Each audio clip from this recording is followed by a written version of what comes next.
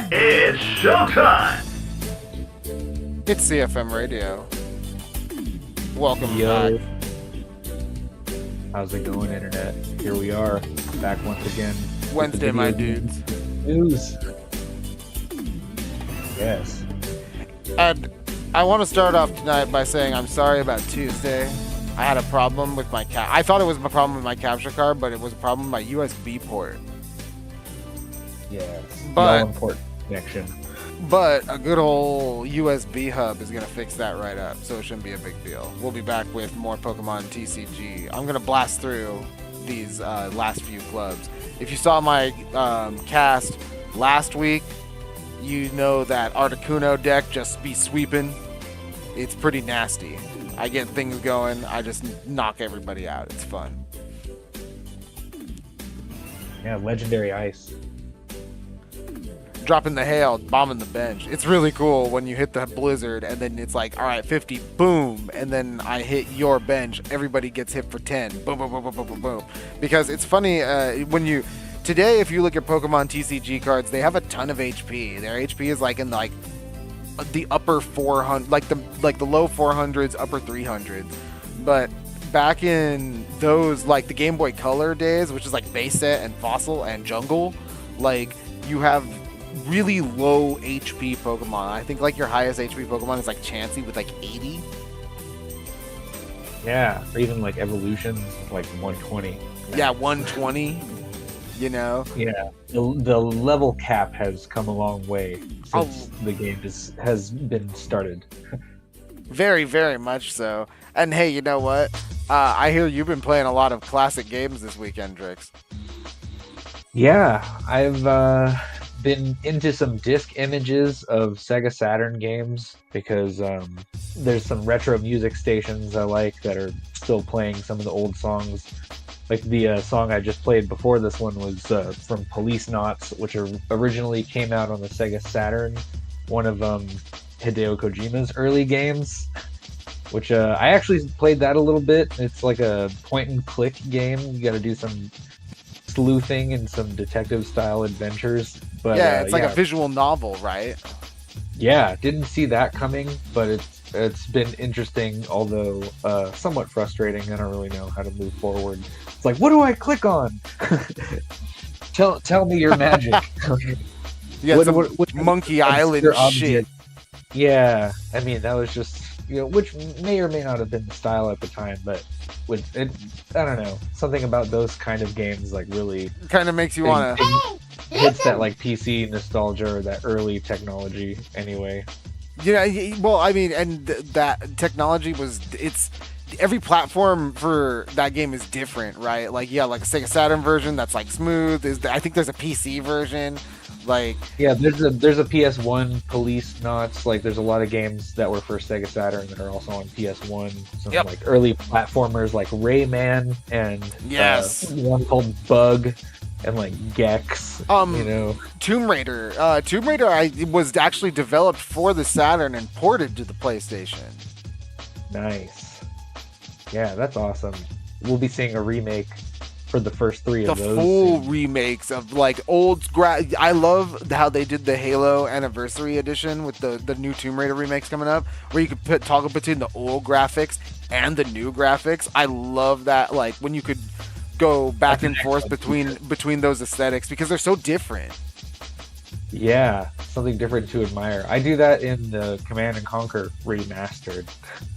Yeah, like I said, I do in the Master Chief's collection. Whenever I pop that in there, just going back in time, like it just all day, every day. And yeah, as close as you get to time traveling. Speaking of going back in time, sandwiching between Starfield and New Game Plus on my Armored Core run, which is New Game Plus. If you're not ready for it and you don't have some decent Armored Cores when you're ready, when you jump into that New Game Plus, you're gonna get your ass kicked. But between those two, I've been playing a lot of F-Zero 99. Yes. Thanks to the last Nintendo Direct, we got some good news for F-Zero fans. God, F-Zero fans getting a crumb of content after like 2 decades of nothing. Yeah, high speed, low gravity racing. Now with 99 players. To be honest with you, I love it. It's really fun. It makes you feel like old school, like F-Zero X Death Race like style. I'll tell you what, if you play F-Zero 99 and you've been in one of those Night Cup Grand Prix, talk about a test of skill and endurance, the ultimate F-Zero experience. Only the top 20 survive. I've been in the top 20. I haven't made it out. I've always crashed. It's crazy. People are out for blood, Drix. That sounds awesome, because that's something you could consider like a Nintendo hard game. It really is. Now we get the battle royale of players duking it out. Yeah, that sounds awesome, and I'm excited to play it. Yeah, man. But if you haven't played or checked out F-Zero 99, it's free right now on the Switch on eShop. Awesome. Hell yeah. But before we jump into, we're just about to jump into the news right now. But before we do, we're gonna hit up some sweet jams. What do we got? Right now we're listening to a track called Dance with an exclamation point from 1080 Snowboarding on the Nintendo 64. 1080 Snowboarding, one of my favorites. You better start dancing, CFM Radio.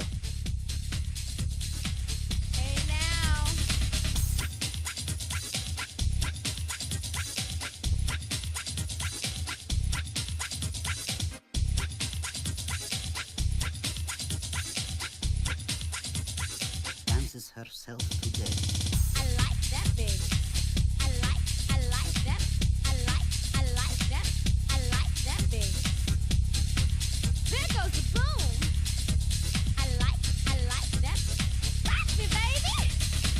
I like that baby. I like that. I like that. I like that baby. There goes the boom. I like that. Rock me, baby.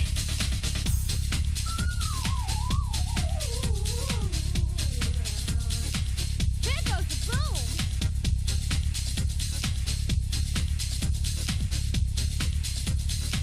Hey now.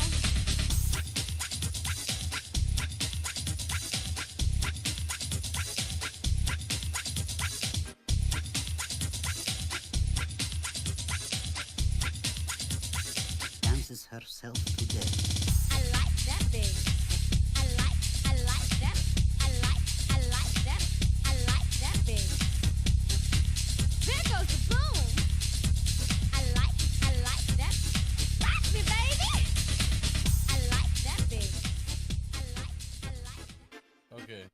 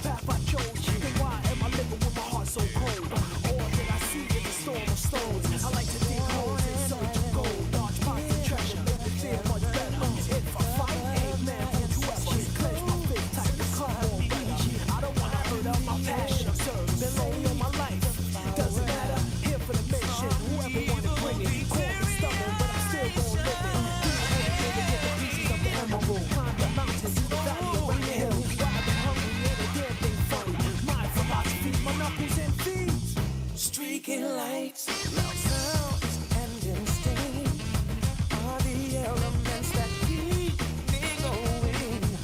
I am fighting my own mission. Nothing's gonna stand in my way, no.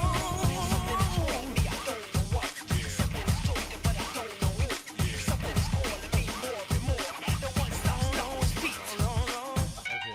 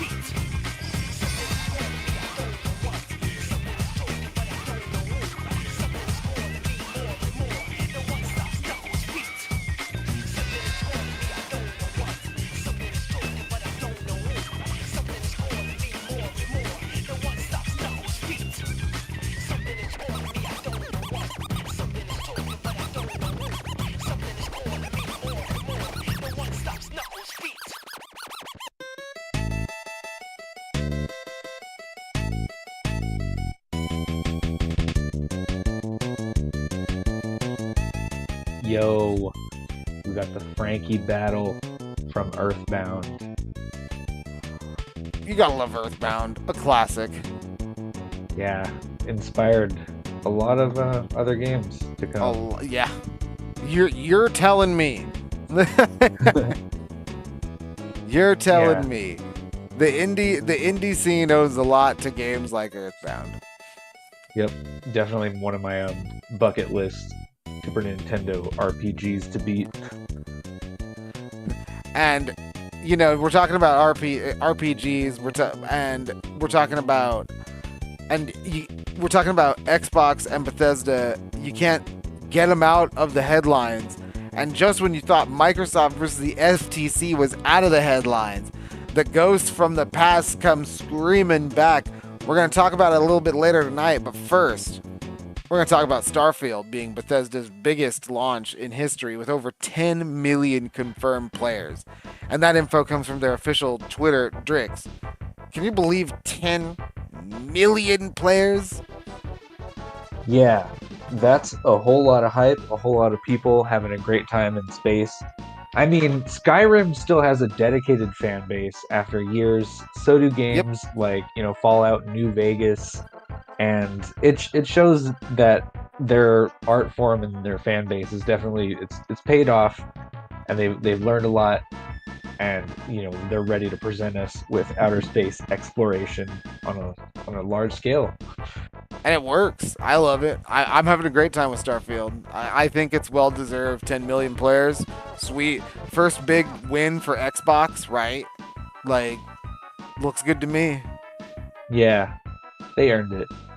Definitely for this time. And there's, you keep seeing all the hype around Starfield. People be like, oh man, I'm not a very big mods guy. Like, I like mods. I'll put on some mods here and there. Like, I'm a New Vegas player, right? You gotta have mods. But I don't always mod my games out, but everybody's already talking about the mod potential for Starfield. And you know what? I gotta say, it definitely feels like like you said, a spacey Skyrim, and Skyrim got modded to hell.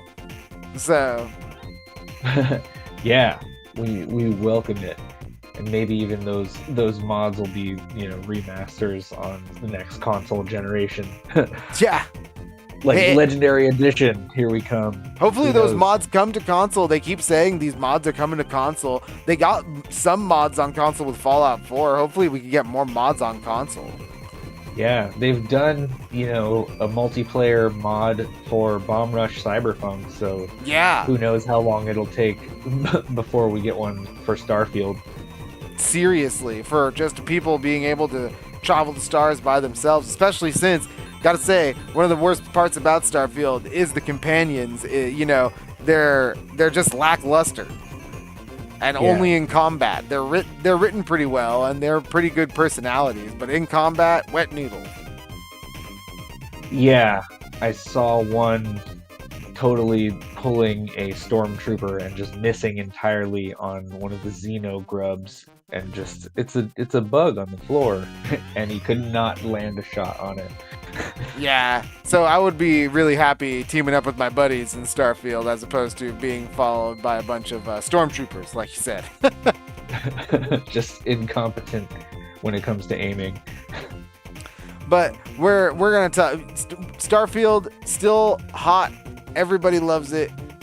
If you haven't played it, it's on Game Pass. You can play it on Xbox on the cloud, Xbox on demand. It's on, get it on your Xbox. It's on PC. The system requirements aren't super demanding, so you should be able to run it decently well. And we're gonna talk about some more new releases coming out this week. But with a couple of these new releases, there's some highly anticipated DLCs. Oh yeah. We live in an age where you can just add whatever you want into a game. So, yes, a lot of gamers are actually anticipating DLC. And once they finish with the meat and potatoes, they'd like a little bit of dessert with their video game. To be fair, a couple of these games, I think when you tell people there's more stuff coming, people get excited. But we're gonna come out swinging with the new release, the big new release this week. Tomorrow, September 21st, Thursday, Payday 3 hits Game Pass and Steam. Payday 2, incredibly popular title, active player base to this day, logging in, grabbing the cash, gunning down cops, putting on those masks. Yep, heist simulator. You know, if you're not playing GTA 5, you're going to be playing Payday 2. And I guess tomorrow you're going to be playing Payday 3. Yeah, what, 10, 12, 13 years? And there's still a player base, and these fans are, got to be itching for a new dose of Payday. Hey, new guns, new masks, new maps. You got to love it. Awesome. And right next door, on the 21st, is the DLC for the Resident Evil 4 remake, Separate Ways. This new storyline sees you experiencing the story of Ada Wong and Luis as they search for Leon and Ashley, with a familiar face watching from the shadows. This comes alongside a new update for the Mercenaries mode that comes completely free. You don't need to pay for any sort of DLC for this Mercenaries mode. So get ready to headshot some zombies once again if you got yourself some Resident Evil 4. Hey, listen, I love Resident Evil 4. The remake is great. Mercenaries mode, awesome. I do not get tired of gunning down these zombies. Yeah, and that was, to me, like the original kind of wave shooter, because I had some good hours playing that mode on GameCube and eventually on PS2 when that came out a little later. I wonder how it already looks very different from the trailer if you've seen the trailer, but I wonder how many story beats they're going to take from the original Ada Wong side story that came out on the PS2 version of the game. Yeah, exactly. An interesting comparison to be made. Right? Just like all the other Resident Evil remakes we've had, this remake series has had its ups and downs. Started on a very high note. Resident Evil 3, I like the Resident Evil 3 remake. It was contentious with most people, but I actually really like the fact that Resident Evil 4 stays true to its source material, makes clever changes where they feel like things kind of random, like the turret in the middle of the house just comes out. That change was nice. Making some of the fights that were more cinematic and quick time eventy, making them more interactive and actually you fight the boss. That's awesome. I love when game remakes do that. So Resident Evil 4 remake, big win, and it still looks like it's winning. You're getting a lot of bang for your buck with that Resident Evil 4 remake. Hey, remember Capcom 30-year interview, 3-year plan. Yeah, we'll do enough work to this game so that you'll still want to buy it 3 years later. And finally, next Tuesday, the 26th, is the release of the Cyberpunk 2077 DLC expansion, Phantom Liberty. This content is getting crazy rave reviews. IGN gave it a 9 out of 10. Hey, Drix, is this what Cyberpunk fans have been waiting for? Honestly, I like the original game. Yeah, I enjoyed the original game a lot. But I've heard good things about, even if you don't get into Phantom Liberty, you'll still notice a significant upgrade in the Cyberpunk 2077 experience. Yeah, the CD Projekt Red has come out and said, hey, you know what? Start up a new save. Like, it's you want to experience this from the top. And I'll say it like this: I understand if you think that the game was lacking in features in the very beginning. I definitely felt like the RPG elements were kind of like sparse. Yeah. You know, but I loved the shooting, I loved the story, I loved the world, you know, and definitely the finer points like the police system. Didn't like the police system. I agree with the people who had gripes with that. Didn't like the dumb enemy AI. But I really enjoyed the entire ride of Cyberpunk from start to finish. And if Phantom Liberty is coming out and it's bringing out these RPG elements that people really wanted to begin with, and you don't even need to pay for it, it's part of the free part of the DLC, because they say, hey, start up a whole new game, I might just re-download it and play it again. Yeah. That's one of the games I have around on disc as well. So, yeah, I've been meaning to revisit that, and now if you've had that thought on your mind for a while, it'll definitely be worth checking out. Yeah, definitely we're gonna want to check out Cyberpunk 2077 if you're looking for, if you have the game and you're looking for more out of it. You just need to even if you don't have the DLC, just boot up a new save file. It's supposed to be brand new. But I think with that, we're gonna put that away because we've got some sweet jams going on in the background. Drix, what do we got? This is the battle theme from Last Armageddon. Last Armageddon battle theme, CFM Radio, we are jamming.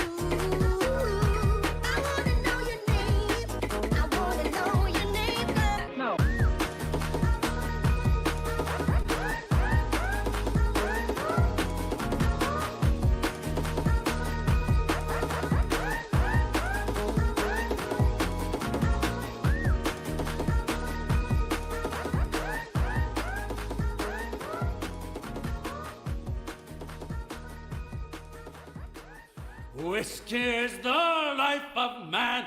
Whiskey, Johnny. Oh, whiskey's the life of man. Whiskey for my Johnny, oh. I drink whiskey when I can. Whiskey, Johnny. I drink it out of an old tin can. Whiskey for my Johnny, oh.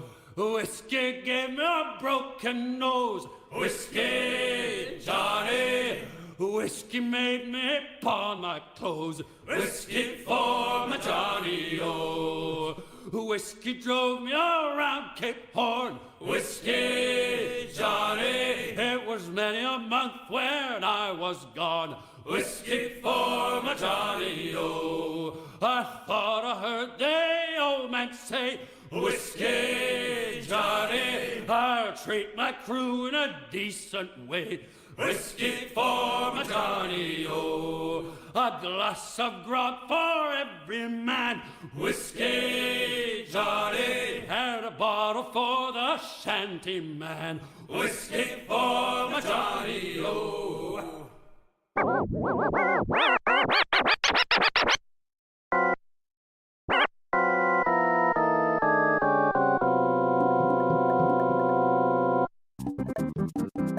Whoa, CFM Radio. Oh no. A Koji Kondo composed masterpiece approaches from Yoshi's Island, the mini boss theme. Absolutely. You gotta love this theme. It's I love Yoshi's Island. It has such a good soundtrack. The overworld theme evolving with every world that you complete blew my mind as a kid. Yeah, really fond memories of that one. I was like, whoa.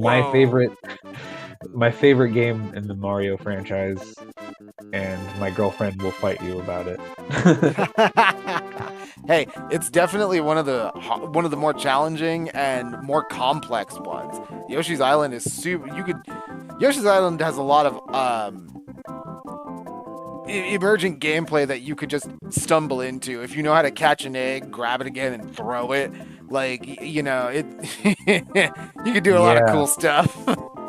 You got like helicopter Yoshi, drill Yoshi, you know, like submarine Yoshi or whatever. A lot of fun things if you can get past the sound of baby Mario crying, but you know, just can't lose him. Yeah, you gotta carry that baby on the Yoshi. Just back. Don't get hit, right?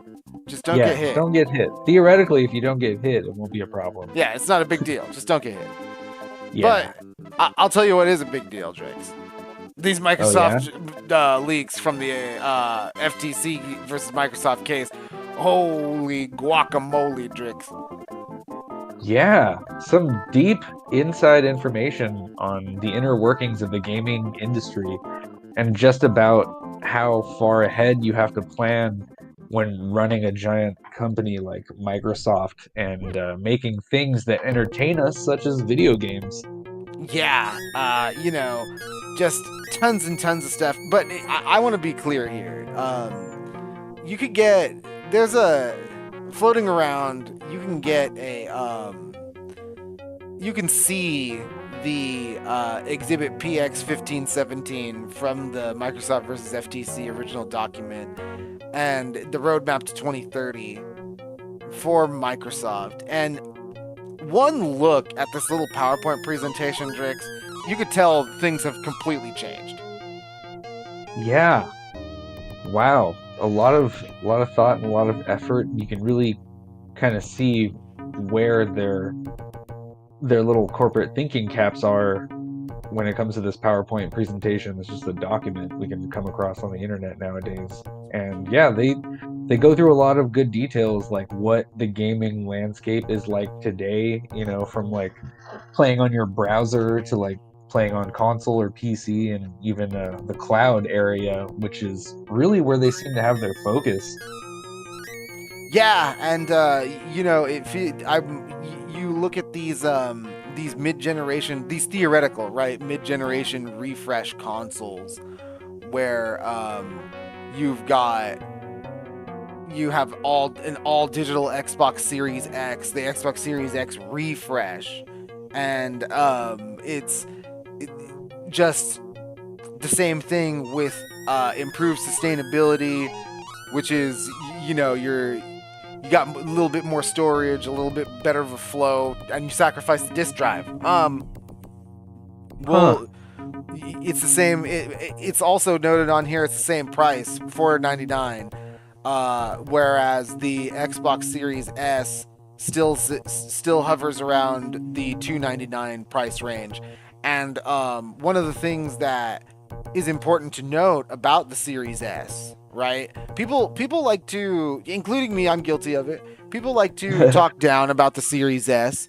People like to say the Series S is kind of like a souped up Xbox Series X. Like, why would you have one? It doesn't offer the same experience as the more powerful alternative. Turns out, 75% of Xbox Series owners own the $300 discless gaming console. You know, 75%, people just want to play the newest games, right? Yeah, especially if you've got a Game Pass subscription. Yep. You don't even have to leave the house to get new stuff dropped to you all the time as it comes out. I mean, Starfield. Definitely Starfield, but funny enough, not Baldur's Gate 3, am I right? Baldur's Gate 3, the, quote, second-run Stadia PC RPG. Damn. They really thought gamers would just move on after playing it on Stadia or even hearing about it on Stadia. They might have overestimated their competitors or something, or underestimated the deep following that like Dungeons and Dragons and like entire role-playing game sagas. Yeah, the Things Baldur's like Gate Wizards name. of the Coast and Magic, you know, just all have their roots in this sort of, you know, standard of imagination gaming. Yeah, not for nothing. Baldur's Gate 3, we talk about it a lot on this show. But Baldur's Gate 3 had a huge push from Wizards of the Coast. There was a Magic the Gathering set that, you know, there was a huge early access period. Originally a Stadia exclusive, moved all around. Pushed onto PlayStation, pushed onto the Xbox Series consoles, which they say is going to be out by the end of the year. But it's kind of crazy that one of the highest rated games of the year, it's still sitting there right there on Metacritic, 96%. The highest rated game of the year pretty much is going to be remembered as a PC and PS5 exclusive for a while. Yeah. Definitely. That's kind of gnarly. But hey, you know what? They lost the console war, right? That's why we're moving to the cloud. Yeah. Full speed ahead. We're moving. Coal in that engine. We're moving to the cloud. Now, again, I don't put too much stock in this PowerPoint presentation, but I will say when you look at the Xbox Gaming Beyond slide, and they like the one that has like the then and now, the browser on the top it has browser, mobile, Android, iOS, smart TV, low and mid-end PC, streaming sticks, cloud devices, handhelds, consoles, high-end PC, and Cloud Blade. And then on the bottom it's got all the Xbox accessories for those things. I don't know if Xbox. I hear people on the internet talking about like Xbox handheld, right? Oh man, the leaks say Xbox handheld's coming. I don't think this is really saying anything like an Xbox handheld is coming. I think that you have a lot of handheld PCs. You have the Asus ROG Strix or whatever, the new handheld PC from Asus. You have the you got the Steam Deck, right? Yep. You got the Steam Deck, and according to these documents, they were already briefed on the new Switch at the tail end of last year. So, you know, handheld, honestly, could just mean handheld devices. Like they're trying to bring Xbox games to handheld devices. Yeah, all you would need to enjoy a Game Pass subscription is even like a tablet, a controller, Yep. and an internet connection. You know, Yeah. a Chromebook or what have you. That's why I think when you look at the Xbox Gaming Beyond slide, I think that you have there's one of these things that has one-hand controller. You can see it right there, one-hand controller and mobile controller. That I think is real. I actually think we have an Xbox mobile controller like that turns it kind of into a Switch. But I think the one-hand controller, 100% is real. I definitely think whatever initiative in gaming that accessibility has become something that is just simplicity of controls. And I think I can totally see that that specifically being pushed, a one-handed controller design. Hey, you know what? Yuji Naka might have been onto something when he was trying to do Balan Wonderworld as a one-handed game, right? Design it as one-handed game with one button. So, like, if people want to do turn-based that, games, they're here to stay. You know, Yeah. you could be playing like a JRPG, somewhat like WrestleQuest, like even on your Netflix Yep. subscription now. with play your remote or WrestleQuest on a who knows. Sea of Stars is a turn-based RPG. You know, who knew Yoshi P could be so wrong when he said people didn't want turn-based RPGs? Like, Yeah, you can't listen to every comment in the comment section. Sometimes you got to let your haters, let you know you're doing something right. but so how about this though, Drix? Do you think that the Elder Scrolls 6 is an Xbox Series X and S console exclusive, or do you think, since these documents say that 2028 is the next gen, right? 2028 next gen, everybody mark your calendars, 5 years. If that's the next gen, do you think Elder Scrolls 6 is a launch title for the next Xbox? Yeah, that could be in the cards. I mean, same as maybe even GTA 6. Oh no, I think GTA 6 comes out next year. Oh, yeah, but they'll port it or something. Oh yeah, I'm that definitely. curious. GTA 5 is like what, 15 years old, bro. Like that, people still be playing that game. Yeah, it'll make it. People But- love GTA 5. But yeah, no, we just got our big Bethesda RPG, so Yes. they're definitely going to let that simmer for a bit. And, Yeah. Especially when you're talking about like these like Oblivion remakes and the Fallout 3 remakes. You know what I mean? Like, yo guys, we just got Starfield. We just got Starfield. Simmer down. maybe we'll contract out some, hardware ports for you, Yeah. for all you retro fans out there who can't get enough. Yeah, seriously. Speaking of can't getting enough, I can't get enough of this sweet pixel music. Yeah, this is for the NES. This is the map area select theme from Bionic Commando. I love Bionic Commando, but before we jump right into it, Drix, any final words on Microsoft leaks? There was a bit about them thinking about purchasing Nintendo, and I have my doubts. I'm usually, call it being a pessimist or call it being, someone who lives in reality and accepts facts. But yeah, I don't think that's going to happen. Good luck on that. No. Maybe you should keep your eyes on your cloud gaming, I guess, Microsoft, and see who's willing to make the jump there. Yeah, I agree. I don't think Microsoft's getting a theme park anytime soon. No. I don't see Master Chief the ride anytime soon. Like I see the Mario Kart ride. I don't see that. No, I just hear about like Bill Gates, the guy, or something. Yeah. I hear about this dude Phil Spencer. He wants to buy everything. My guy wants to throw money around like it's going out of style.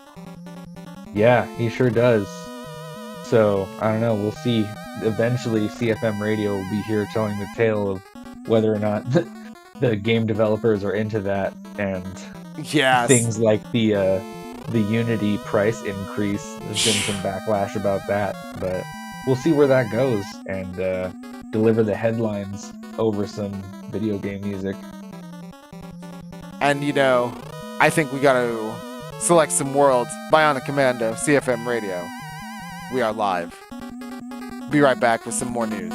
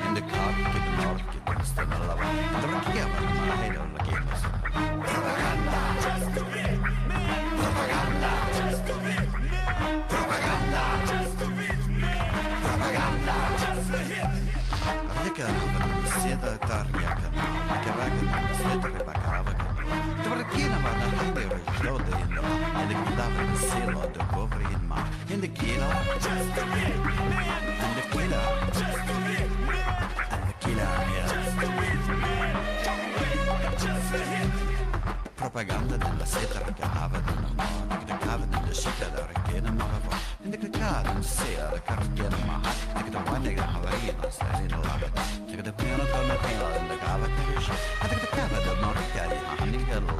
E che chissà la tu a ricca no, e che ha la tu scelta che di mamma propaganda. Propaganda. Propaganda. Propaganda.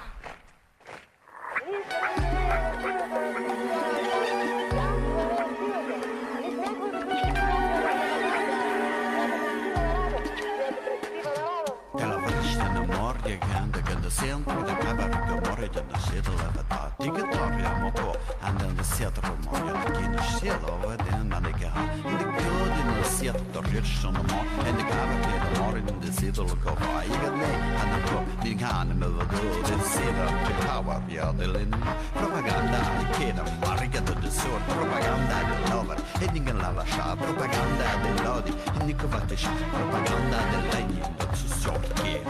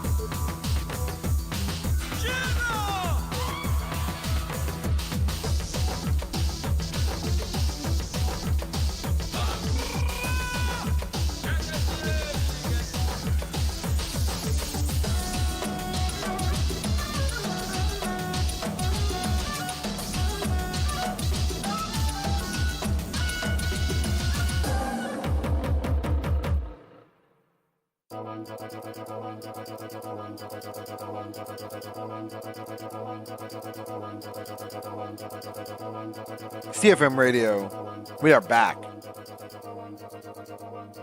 Back with the track from Katamari Damacy called Wanda Wanda. You know, I gotta say, Drix, Katamari has a good soundtrack, but I've never been a fan of the game. It's the camera angle. And On God. maybe even the control scheme. But yeah, you don't really get for a game that requires you to travel across the maps great distances to roll things up. Yeah, you can't really see where you're going very well. Yeah, it starts off pretty fine, but then like by the end of it, I can't see where the fuck I'm going. So I can't get into it. It kills it for me. Yeah, I kind of got the knack of it and I enjoy it, but the wacky soundtrack sure does set the atmosphere. And you know what? It's second to none, right? Everybody loves it, even to this day. Yeah, Katamari's hard iconic. to replicate. You can't really just, not anybody can just come up with a Katamari game and make it feel the way Katamari does. You know, a lot of people would say the same thing about Mortal Kombat. And Yeah, it's you can't just throw blood and fatalities into a game and call it Mortal Kombat. God knows the people tried in the 90s. Do you remember how many goddamn Mortal Kombat clones there were? Drix. There were Yeah. so many. Yep. I mean, didn't make the same kind of headlines. You know, No, as far as, not at all. as far as violence in video games goes. But Nah, yeah, War they Gods might was have not followed. making those headlines. Nope. Neither was Primal Rage. No. That's one of my favorites with the dinosaurs. I love Primal Rage, but you know what Mortal Kombat game is making headlines? Mortal Kombat 1. But not the one that's getting generally favorable reviews and, has an 86% on Metacritic. No. We're talking about the one that IGN gave a 3 out of 10, the Switch port of Mortal Kombat 1. Drix. This port. Yeah. The Nintendo Switch is starting to show signs of aging. And here we go. In the generation of consoles that we are currently in, something that might have been designed in its purest beauty standards for, PlayStation 5 and PC, isn't going to look as attractive on the Nintendo Switch on the go. I guess, or load efficiently, or play well. Like, you take a look. I'm taking a look at the article here. Give me 1 second. These complaints are a little mind-boggling for a game that has a name like Mortal Kombat, right? Like, Yeah. just they say that their summary right here is, quote, Mortal Kombat 1 proves to be too much for the Switch's dated hardware. The load times are egregious, there are numerous bugs plaguing both graphics and gameplay, making for a poor quality port of a great game that's all around aggravating to play. Yeah, I mean, especially with fighting games, things like frame data or what it comes down to in having Reaction smooth time. gameplay. Yeah, you need those controllers and those inputs to know exactly what's going on, and having a chugging engine struggling with loading times is not the business. You really don't want to get you really want to be as precise as you can, even if the graphics are really, really low. But I guess the graphics are still really, really low, and they get these egregious load times and these bugs. It's just a shame. It's a shame.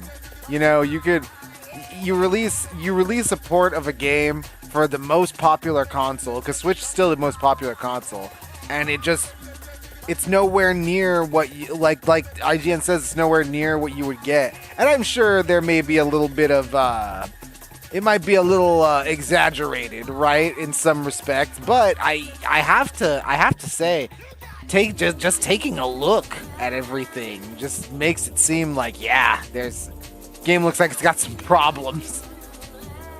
Yeah, it's like, is it even worth it to put like a disclaimer on things like that now? Like, you really shouldn't go around apologizing for your art, but yeah, I don't know, it's the most popular console, and you can see in some footage even on the IGN website that like, yeah, there's a big drop in graphics. Some people might not care, but if you look into it, if you do a bit of the research, if you're somebody who kind of knows, a consumer amount about technology and how these devices work, like, yeah, you can definitely see a difference in the hardware, and may or may not be aware of the sacrifice you might be making in quality when you pick up a game like Mortal Kombat 1 on your Nintendo Switch.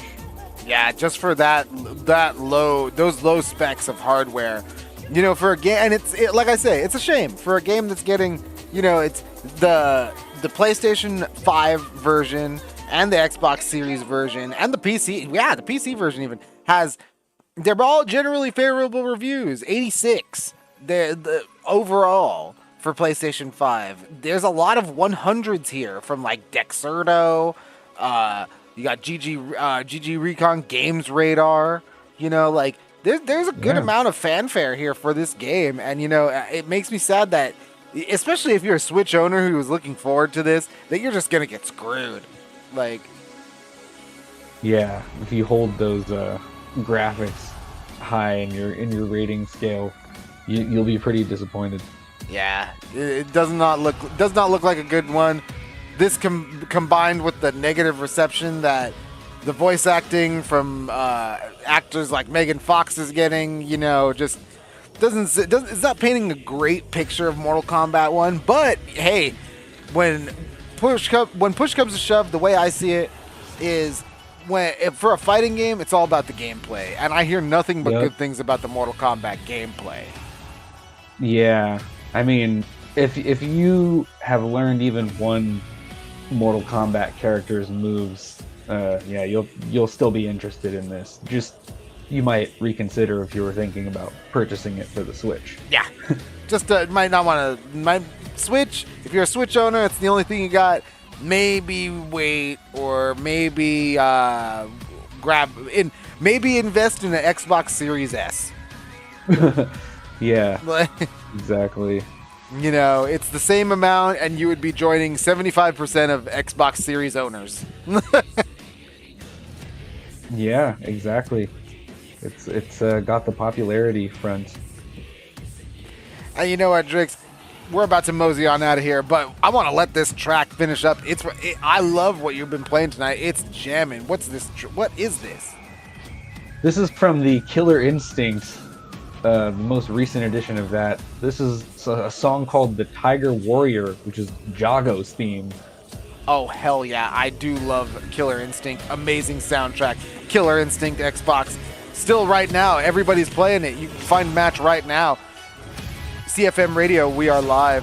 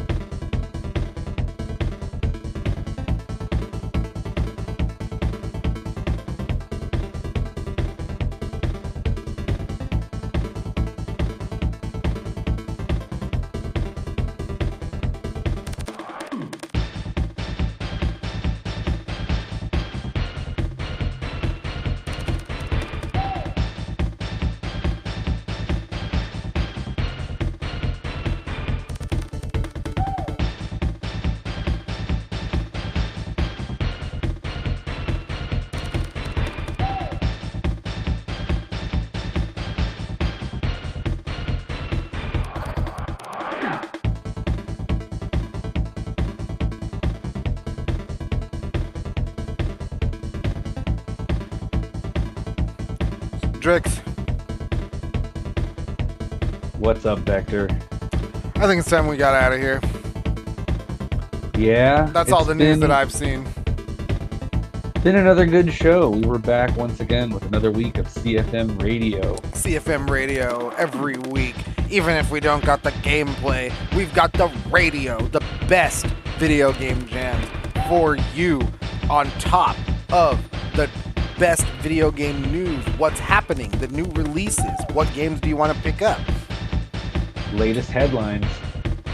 Every week. Be sure to check us out again next time. We'll be signing off. We're signing off now. Remember to please subscribe. Check out catch up with our Pokemon TCG playthrough for the Game Boy Color. We're playing it on the Switch.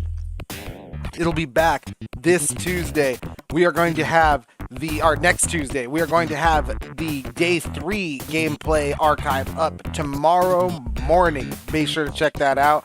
Follow us on Facebook, on Clusterfuck Media on Facebook. Catch up or keep up with everything. If you're not on Facebook, be sure to follow us on YouTube. We keep up with everything on YouTube. We're gonna start doing posts and Twitch. All of our gameplay is on Twitch. Be sure to follow us over there if you are down for gameplay. And Drix, that's all from me. Yeah, you keep gaming out there, game fans. Let's go, gamers. Have a good night. We'll see you next week. And until next time.